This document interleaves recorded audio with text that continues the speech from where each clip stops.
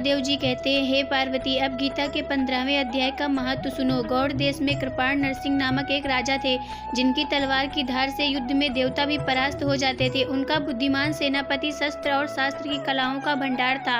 उसका नाम था सर भमेरुंड। उसकी भुजाओं में प्रचंड बल था। एक समय उस पापी ने राजकुमारों सहित महाराज का वध करके स्वयं ही राज्य करने का विचार किया। इस निश्चय के कुछ ही दिनों बाद वह हैजे का शिकार होकर मर गया।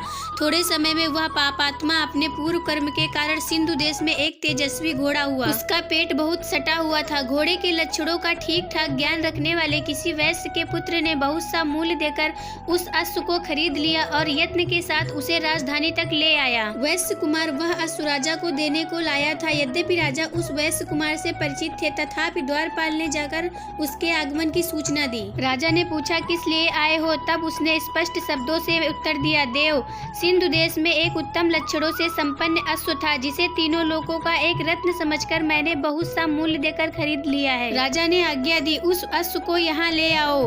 वास्तव में वह घोड़ा गुणों में उच्च श्रवा के समान था।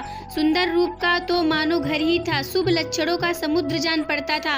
वैश्य घोड़े को ले आया और राजा ने उसे देखा। अश्व का लक्षण जानने वाले आमात्माओं ने इसकी बड़ी प्रशंसा की। सुनकर राजा अपार आनंद में निमग्न हो गए और उन्होंने वैश्य को मुंह मांगा सुवर्ण देकर तुरंत ही उस अश्व को खरीद लिया। कुछ दिनों बाद एक समय राजा शिकार खेलने के लिए उत्सुक हो उसी घोड़े पर चढ़कर वन में गए। वहां मृगों के पीछे इन्होंने अपना घोड़ा बढ़ाया।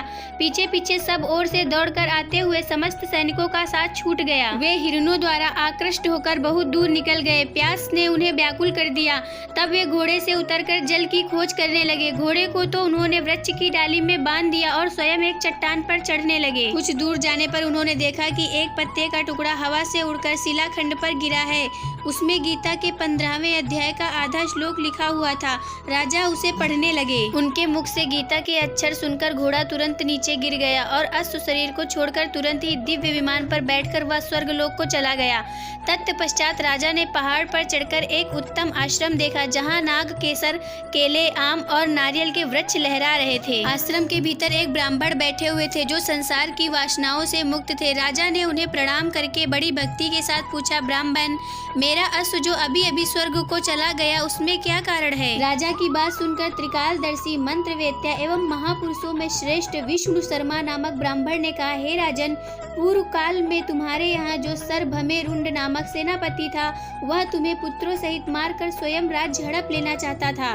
इसी बीच में हैजे का शिकार होकर वह मृत्यु को प्राप्त हो गया। उसके बाद वह उसी पाप से घोड़ा हुआ था। यहाँ कहीं गीता के 15वें अध्याय का आधा श्लोक लिखा मिल गया था। उसे ही तुमने वाचना किया।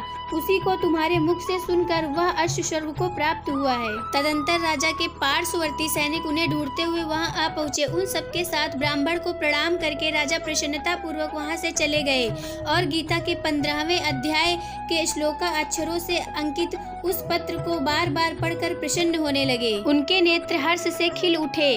घर आकर उन्होंने मंत्रवेत्ता मंत्रियों के साथ अपने पुत्र सिंहबल को राज्य सिंहासन पर अभिषेक किया और स्वयं 15वें अध्याय भगवद गीता कथा के जप से विशुद्ध चित्त होकर मोक्ष को प्राप्त कर लिया।